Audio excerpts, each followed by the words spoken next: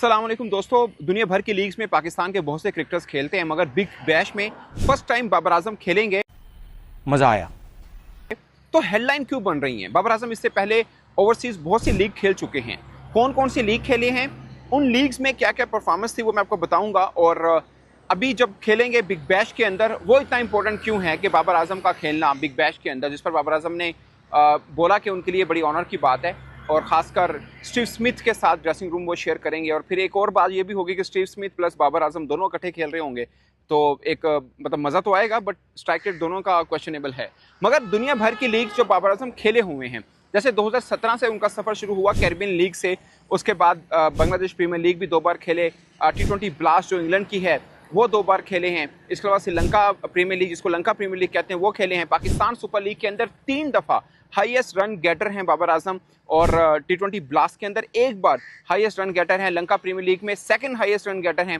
तो उनका overall record Pakistan और के पाकिस्तान से बाहर बहुत अच्छा है। और खासकर इंग्लैंड के अंदर बहुत तेज हो रहा है। T20 ब्लास्ट में उनकी बहुत शानदार परफॉर्मेंस है, 200 हैं उनके। शाबाश। और T20 के अंदर ओवरऑल बाबर आजम की 11 सेंचुरीज हैं, इंक्लूडिंग इंटरनेशनल लीग्स और डोमेस्टिक जो वो खेलते हैं उन सबको मिलाकर। और ये सेकंड है, सेकंड टू क्रिस गेल, उनकी 22 हैं। मगर उसके बाद बाबर ही का नाम आता है उनका, जिनको हम बोलते हैं कि 6 माह के लिए के T20 क्रिकेट में वो कहीं नजर नहीं आएंगे। मगर एक चीज ठीक है जो उनके ऊपर आती है, वो है उनका स्ट्राइक रेट, क्योंकि T20 क्रिकेट के अंदर उनका स्ट्राइक रेट सिर्फ 129 का है। ये किसी तरह से भी इस पाए के प्लेयर को सूट नहीं करता। और ख़ासकर मुख्तलिफ जो लीग्स खेली हैं, अगर आप इंग्लैंड की निकाल दें, बाकी जगहों पर उनका स्ट्राइक रेट क्वेश्चनेबल ज़रूर रहा है, ये बात सच है। मगर जब ये खेलेंगे, यानी 19 जून को ड्राफ्टिंग होगी, मगर यहाँ पर बिग बैश की एक के रूल है कि आप एक प्लेयर प्री साइन कर सकते हैं। तो उन्होंने बाबर आजम को प्री साइन किया है सिक्सिस ने। और कौन कौन से प्लेयर हैं जो प्री साइन में हुए हैं? 8 टीमें होती हैं वैसे। उसके अलावा पर्थ ने फिन एलन को किया है। इसके अलावा सेफर्ड भी हैं, Tom Curran, Colin Munro, Sam Billings, Chris Jordan, ये सब प्री साइन के अंदर हुए हैं। मगर 19 जून को ड्राफ्टिंग होगी। उसके अलावा भी पाकिस्तान के कुछ क्रिकेटर्स हैं, जैसे शदाब खान, शाहीन शाह अफरीदी, ये भी आपको के इनका भी पता चल पाएगा कि किस किस टीम की तरफ से खेलते हैं अगर ड्राफ्टिंग के अंदर ये चुने जाते हैं। अब सिडनी सिक्सर्स की हम बात करें, तो सिक्सर की बात करें हम, तो उनके सबसे कामयाब जो बल्लेबाज हैं जेम्स विंस हैं। लगातार 7 सीज़न में वो खेले हैं और बड़े शानदार और कामयाब रहे हैं। मगर अब ओवरसीज़ कैटेगरी में बाबर आजम भी आ चुके हैं, अब वो भी आते हैं, या क्या सीन बनेगा of course with the time being सब पता चल जाएगा।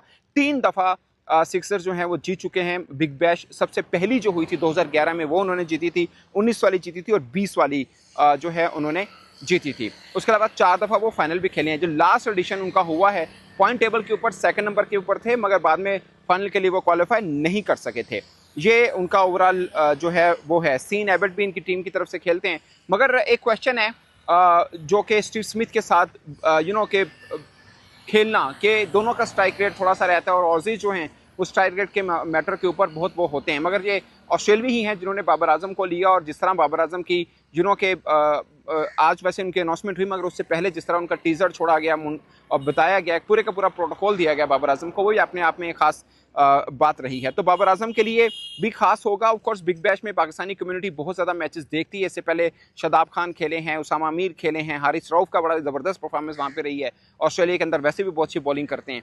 तो पाकिस्तानी कम्युनिटी बहुत ज़्यादा आएगी बिग बैश को देखने के लिए। क्राउड पुलर इस वक्त पाकिस्तान टीम में अगर कोई है तो वो बाबर आजम है, नंबर 1 की बात कर रहा हूँ। उसके अलावा बाकी प्लेयर्स के भी बहुत ज़्यादा फैन फॉलोइंग है, वो चाहे शहीन हो, रिजवान हो, शदाब या कोई भी क्रिकेटर हो। मगर सबसे ज़्यादा किसी की है तो वो बाबर आजम है, इसमें कोई दो राय नहीं है। दोस्तों, हम बाबर आजम की ओवरऑल बात करें तो 320 मैचेस में, ओवरऑल T20 की मैं बात कर रहा हूँ, 320 मैचेस में 309 वो खेले हैं, यानी इनिंग्स वो खेले हुए हैं T20 की। 11,330 रन हैं बाबर आजम के T20 में। एवरेज उनकी 43 की है, स्ट्राइक रेट 129 का, ये थोड़ा सा खराब है। सेंचुरीज 11 हैं, और हाफ सेंचुरीज यानी 50s उनकी 93 हैं। टू मच, बहुत शानदार। और अगर हम उनका PSL का रिकॉर्ड देखें, ऑलमोस्ट 100 मैचेस उन्होंने खेल रखे हैं, 98 इनिंग्स बनती हैं, 3792 यानी 3792 उनके टोटल रन्स हैं। एवरेज 44 की है, स्ट्राइक रेट 127 का है, 2 सेंचुरीज हैं, 36 50s हैं।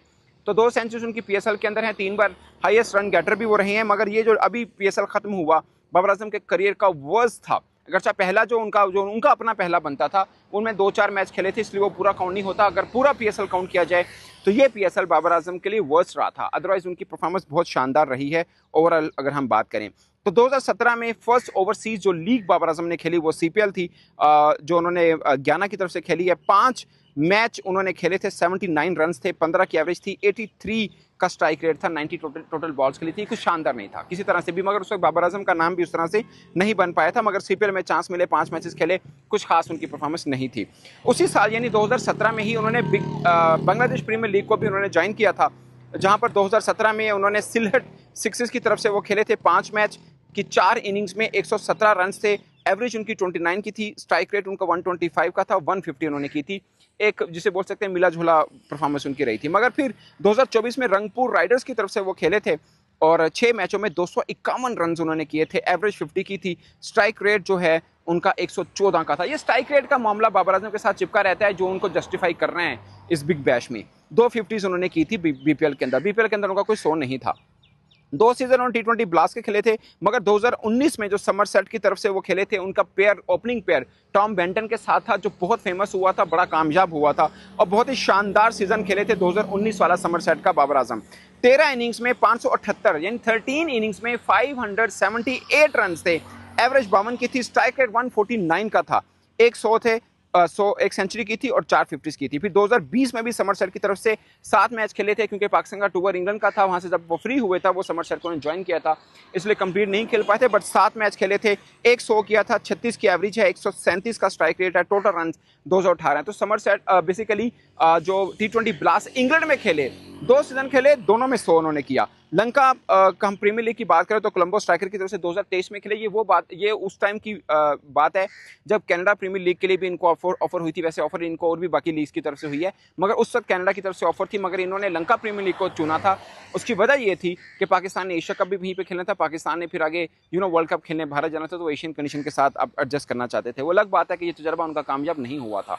लंका प्रीमियर लीग में कोलंबो स्ट्राइकर की तरफ से 8 मैचेस में 261 रन किए थे, सेकंड हाईएस्ट रन गेटर थे वो, 32 की एवरेज थी, 132 का स्ट्राइक रेट था। अगेन स्ट्राइक रेट कुछ बहुत मजेदार नहीं था, 1 सेंचुरी और 100 किया था। सेंचुरी शायद इन्होंने पाले करे में की थी, जहां तक मुझे याद है।